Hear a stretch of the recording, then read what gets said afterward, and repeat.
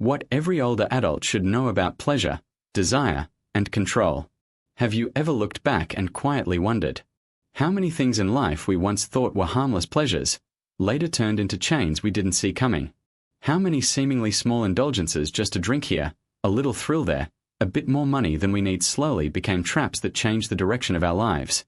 If you're between the ages of 50 and 80, this message is for you. Not because you've failed, but because you've lived.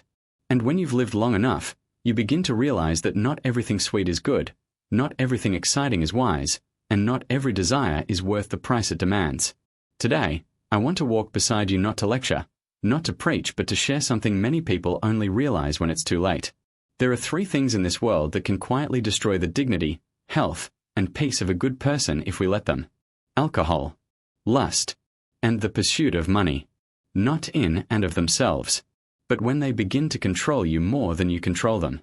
You see, the greatest danger of these 3 is not how loud they enter your life, but how silently they stay. And the older we get, the more vulnerable we may become, not because we are weak, but because we carry more pain, more memories, and sometimes more loneliness. I've worked with thousands of older adults. I've sat with men who once built companies but lost their families to drinking. I've held the hand of a woman who gave up everything chasing a younger love. And I've listened to people cry over how greed ruined their last years with their children. These aren't just cautionary tales. They're wake-up calls. And if this message finds you today, I believe there's a reason. So, I invite you to stay with me until the end of this video. I promise what we are about to explore may feel uncomfortable at times, but it will also bring clarity, strength, and perhaps even healing. And if you haven't already, I gently ask you to subscribe to this channel. We create these videos to offer not just information but transformation. And you, dear viewer, are the reason we are here. Now, take a breath. Set aside whatever you were carrying today. And let's walk together into these truths, before they become regrets. There comes a point in every person's life, especially after 50, when we begin to realize that the things we once did so casually now carry a different kind of weight. A glass of wine at dinner, a sip of whiskey before bed, a cold beer on a hot afternoon. They used to feel harmless, comforting, even. But slowly, quietly, something shifts. The same drink that once helped you relax now makes you forget. What used to take the edge off now blunts your presence. And what once made you feel warm inside now causes you to feel far away from the people you love most. I've worked with countless older adults, men and women in their 60s, 70s, even 80s, who told me the same story in different ways. It was just a little something to help me sleep, they'd say. Just something to ease the loneliness. And at first, it did help. For a night. For a week. Maybe even for a few months. But then their sons stopped bringing the grandchildren over. Their friends stopped calling as often. Their energy shifted. Their hands trembled more. Their memory slipped in and out like a weak radio signal. But still, they'd pour another glass. Because what started as a tool for comfort had quietly become a tool for escape. And here's what's even harder to talk about. As we age, our bodies change in ways that make alcohol far more dangerous than it used to be. The same amount of wine or spirits that once left you perfectly steady now stays longer in your system. Your liver isn't as quick. Your balance isn't as strong. Your sleep is more fragile. Your medications interact differently. One drink now has the power to alter your coordination, your speech, your judgment. That late-night stumble you brushed off in your 40s? It could become a fractured hip in your 70s. That confusion you wrote off as just being tired? It could be alcohol-induced cognitive fog, mistaken for dementia. I've seen people lose their independence in a single evening, not because they were reckless, but because they didn't realize how much their body had changed. But beyond the physical risks, there's something even deeper, something we don't talk about enough. Alcohol numbs the soul. It promises peace but steals connection. It makes the house quieter, but it also makes your thoughts harder to hear. It dulls the edges of loneliness but also dulls the color of your memories. I've sat with a woman who once loved painting but hadn't picked up a brush in years because every evening, she poured herself a drink instead. I've talked to men who used to write poetry to their wives, but who now found it easier to fall asleep in front of the television, glass in hand, memories blurred. They weren't bad people. They were tired people. People who had lived through so much pain, so much grief, so much loss, and they just wanted something to help them forget. But forgetting is not healing. Numbing is not peace. And silence, when it comes from avoidance, is not rest. I remember Thomas, a retired architect in his 70s. His wife had passed away 3 years earlier, and after the funeral, the casserole stopped coming, the calls grew less frequent, and the evenings grew unbearable. He wasn't trying to destroy himself. He just wanted the nights to hurt less. He began with 1 drink after dinner. Then 1 became 2. Then he'd refill the second without thinking. Before long, he didn't feel like going out with friends. He stopped attending Sunday brunch with his daughter. He claimed he was just tired. But the truth was he wasn't living anymore. He was drifting. When he finally fell in his kitchen and was rushed to the hospital, it became clear the drinking had taken more from him than grief ever could. But here's the part one wants you to remember: he changed. He asked for help. He joined a support group. He started walking again. He learned to cry without alcohol. And in doing so, he remembered how to live. If any of this sounds familiar, if you found yourself pouring a drink not to celebrate, but to disappear, please know, you are not alone. This is not about shame. This is about your future, your clarity, your dignity, your freedom. You have lived long enough to know that there's a difference between coping and healing. You don't need to be perfect. You just need to be honest. Ask yourself gently, are you drinking because you're thirsty, or because you're lonely? Are you drinking to sleep, or to forget? Do you feel more like yourself after a drink, or less? You see, every moment you choose presence over numbness, you reclaim a piece of yourself. Every evening you spend sober is an evening your memories return sharper, your sleep comes deeper, your body steadier. It's a step back toward your power. A step back toward peace. And no, it's not easy. Especially not when it's been your habit for years. But I promise you there is beauty in the discomfort. There is dignity in facing what hurts without trying to drown it. And there is unimaginable strength in a quiet evening spent fully awake. You deserve to feel the fullness of your own life again. You deserve to sit at your kitchen table, tea in hand, and feel proud of how far you've come. You deserve to look in the mirror and see eyes that shine with clarity, not glassy from drink, but bright with purpose. And if that journey begins with one night, just one without the crutch of alcohol, then let tonight be that night. Let this be the moment you take your power back. You don't need to do it alone. Talk to someone. Tell your doctor. Call a friend. Walk to the edge of your block and breathe. Replace the bottle with a ritual. Light a candle. Read a chapter. Write 1 paragraph in that old notebook you haven't touched in years. Listen to the wind. Say a prayer. Let the silence speak back. Because your life isn't over. It's not winding down. It's ripening. You still have things to feel. People to love. Stories to share. And you cannot do any of that if you're asleep at the wheel of your own body, your own spirit. Tonight, just for tonight, say no to the drink that silences your strength. Say yes to the version of you that is awake, aware, present, and still very much alive. And if this message reached you at just the right moment, I gently ask you to stay with us. Subscribe to this channel. We share these stories, not because they are easy to hear, but because they are necessary to feel. And if this spoke to your heart, I invite you to share it with someone you love, someone who may be walking the same quiet path. Leave a comment below if you feel moved. Even just a few words. Sometimes, the bravest thing you can say is, I'm ready. Now take a breath. The night is still young. And so are you in all the ways that matter. There's a kind of silence that follows regret. Not the sharp regret of a mistake made in youth, but the heavier kind. The kind that creeps in later in life, when you sit alone and realize that something you once chased with excitement has now left your heart aching and your soul feeling strangely empty. And often, that regret wears the scent of desire, of lust once mistaken for love, of attraction confused with meaning, of passion pursued without pause. As we age, we are told that those kinds of desires fade. But they don't. They simply change shape. They grow quieter, but they don't disappear. And for many, they become more dangerous not because the feelings are wrong, but because they are misunderstood, and often, misused. I've seen older men abandon a lifetime of stability for the thrill of something new. I've seen women lose their sense of self chasing a fantasy that was never meant to last. And I've watched marriages, friendships, even parent-child bonds fracture not because people didn't care, but because they forgot what truly mattered.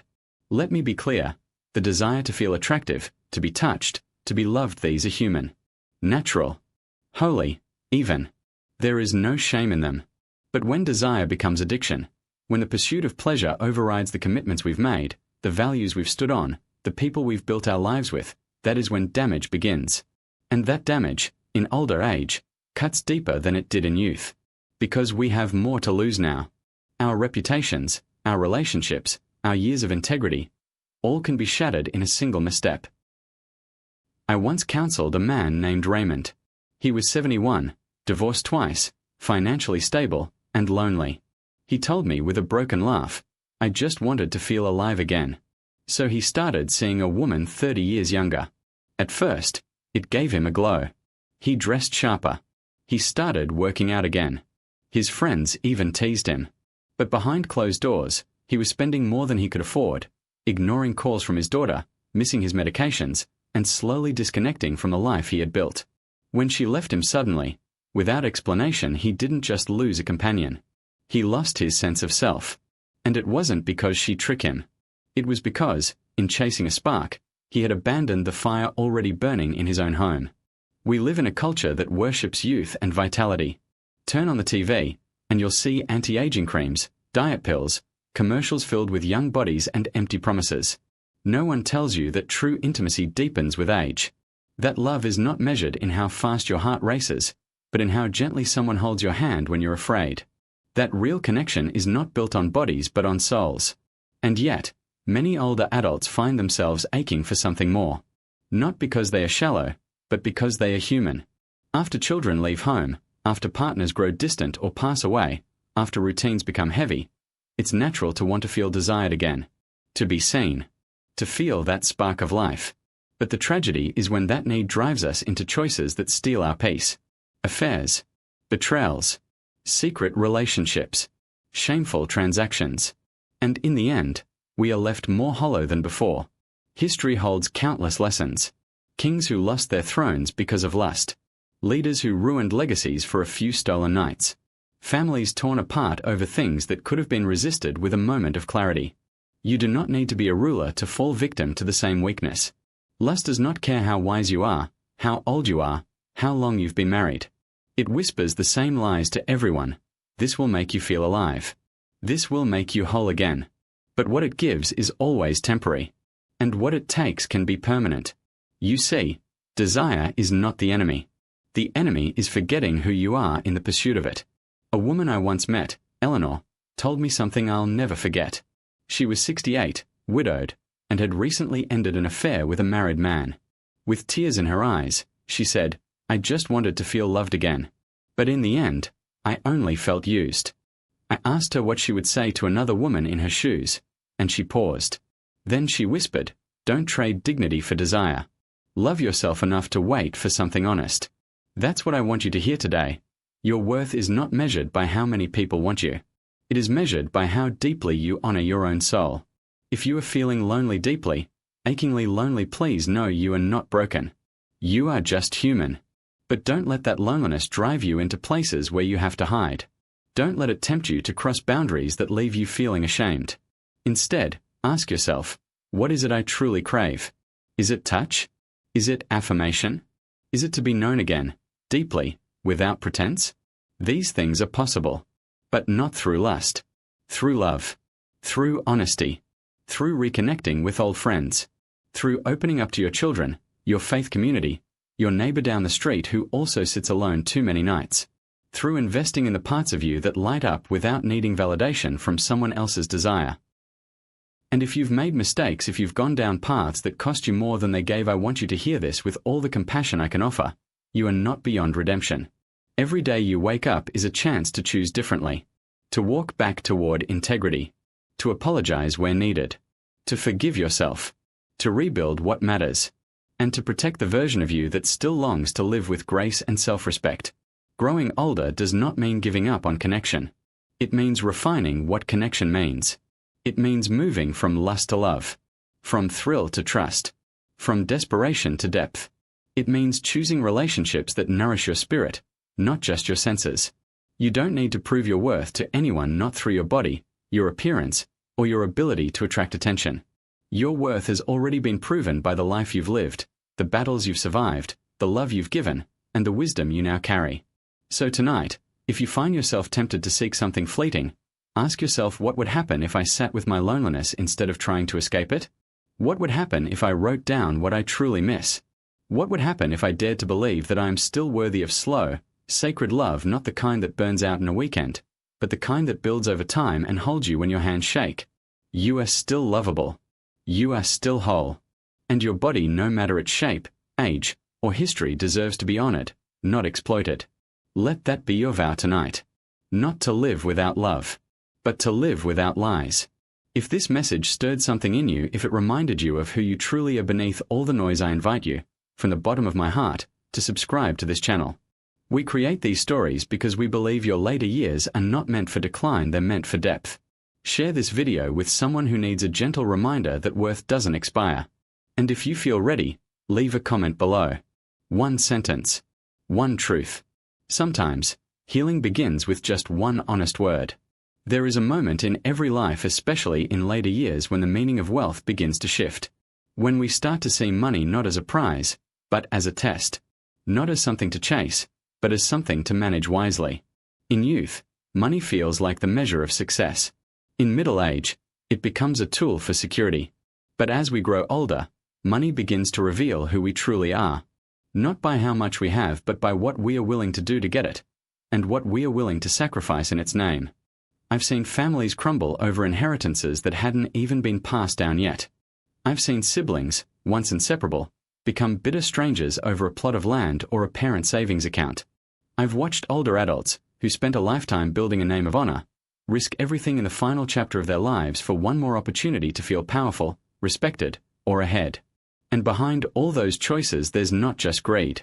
There's fear. Fear of being forgotten. Fear of being left behind. Fear that money, not love, will determine how the world treats them as they age. But here's the truth most people don't say out loud. Money is never neutral. It's a mirror. It reflects what we value most. And if we are not careful, it can distort our sense of self. When money becomes the master, love becomes conditional. Relationships become transactions. Generosity becomes strategy.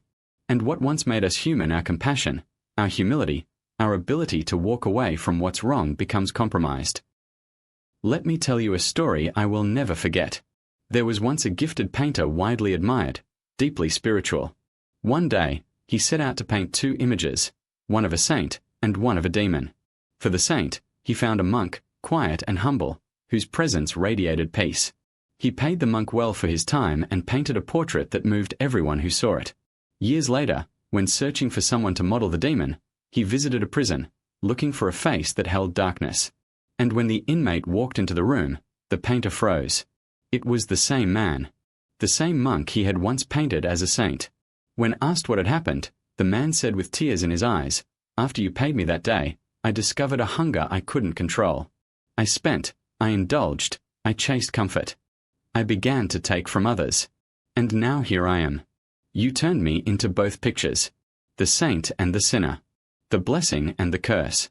This story may sound extreme, but the lesson is timeless. Money doesn't change us. It reveals us. And without deep roots in character, even the most righteous person can be led astray. As we grow older, we are often faced with difficult decisions about money. How much do I give? How much do I keep? Do I trust my children to handle it well? Do I feel resentful when they ask for help? Do I attach my value to what I can offer financially, afraid that without money, I'll lose my place in their lives? These are not simple questions. But I've learned something from decades of walking beside people in their later years.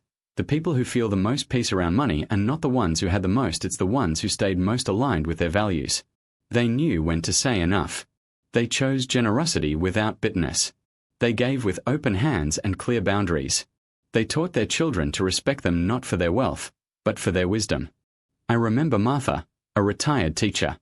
She lived in a modest home, cooked her own meals, and had a savings account that wasn't impressive on paper, but every dollar had purpose. She gave small, regular gifts to her grandchildren, not just toys, but letters, books, stories from her past. And when asked why she didn't give them more money, she smiled and said, "Because I'm not here to fund their lifestyle. I'm here to pass on my values."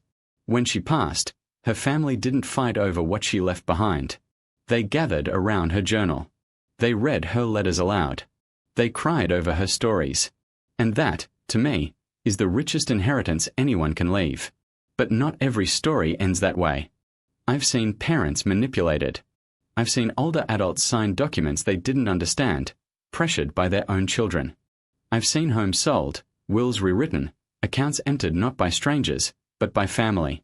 And behind every betrayal is a tragedy, not just of money lost, but of trust broken, of love reduced to leverage. If you find yourself holding fear or resentment around money, ask yourself gently, where is this coming from? Is it fear that I'll be forgotten if I stop giving? Is it guilt for saying no? Is it anger that I gave too much and was still left alone? These are wounds that deserve tending, not avoidance. You are not wrong for feeling them. But you also deserve to live your final years free, not chained to finances, not measuring love by what's given or withheld, not trying to control others through generosity masked as obligation. You are more than your bank account. You are more than your estate. You are more than the house you built or the land you own. You are the sum of your kindness, the echo of your wisdom, the anchor of your family story. So, if you're holding on too tightly, let go, just a little. Not recklessly, not carelessly, but wisely. Let go of the belief that you are only as valuable as your assets. Let go of the fear that saying no makes you unloved. Let go of the expectation that your money will buy back lost time or lost relationships. It won't. But your presence might. Your forgiveness might. Your truth might. And if you've been hurt, if someone you trusted took advantage of your love, your generosity, your savings, I'm so sorry. I want you to hear this clearly. Your worth was never in what you gave. And the way they treated you says more about them than it does about you. You still deserve dignity. You still deserve protection. You still deserve peace. Tonight, before you go to bed, I ask you to do something simple. Write down what money means to you now. Not what it used to mean, not what the world says, but what it honestly means to you today. Then ask yourself, how do I want this meaning to shape the rest of my life? Because you still have choices. You still have power. You still have a chance to make peace with what you've earned, what you've given, what you've lost, and what truly matters. And if this journey, this quiet walk through alcohol, desire, and money has helped you see something more clearly, I gently invite you to subscribe to this channel. Not for our sake, but for yours. Because your story isn't finished yet. And every time you choose reflection over reaction, wisdom over impulse, and healing over hiding, you light the way for someone else. Thank you for listening. Thank you for staying.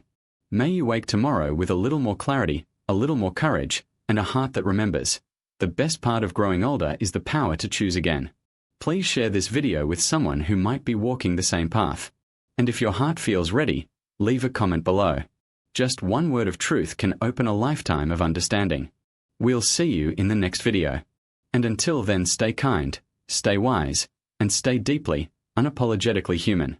If you've made it this far, I want to thank you not just for listening, but for opening your heart. The journey we've taken together wasn't easy. It asked you to look at 3 of life's most seductive temptations: alcohol, lust, and money, and see not just what they offer, but what they quietly take away when left unexamined. It asked you to revisit the nights you poured a drink to forget instead of to celebrate. It asked you to remember the times desire pulled you away from the person you were proud to be. And it asked you to see money not as salvation, but as a mirror, a reflection of your deepest fears, hopes, and choices. These are not casual conversations. These are sacred reflections. Because in the final chapters of life, truth doesn't knock loudly, it whispers. And it's only the wise who slow down enough to hear it. But let me leave you with this. You are not too old to choose differently. You are not too far gone to change direction. You are not alone in your struggles, even when silence fills the room. There is still time for honesty. Still time for healing. Still time for dignity. You have a body that may ache, but it still rises. A mind that may forget, but still learns. And a soul that may feel weary but is still alive, still worthy, still waiting for you to come home to yourself. So tonight, as the world grows quiet, I invite you to pause, not in fear, not in guilt, but in grace. Breathe in deeply. Forgive the younger version of you who didn't know better. Bless the present version of you who is learning. And honor the future version of you who will live lighter, freer, and more awake. You do not need to walk this path alone. We are here for you. With stories. With truths. with reminders that aging is not about what you lose, but about what you finally begin to understand. So if this message found you at just the right moment, if something inside you whispered, "This was for me," then I gently ask you, one final time, subscribe to this channel. Not because you owe us anything, but because your life still holds so many truths worth uncovering, so many lessons worth learning, so many moments worth reclaiming, and we want to walk beside you through all of them. Share this message with someone who might be hurting in silence, and if you feel ready, leave a quiet comment below. Sometimes, just saying, "I'm here," is enough to begin again. Thank you for listening to our story. May your morning be filled with light. May your steps be steady. And may your heart always know its worth. We'll see you again soon. Until then, stay well, stay wise, and remember, the best is still unfolding.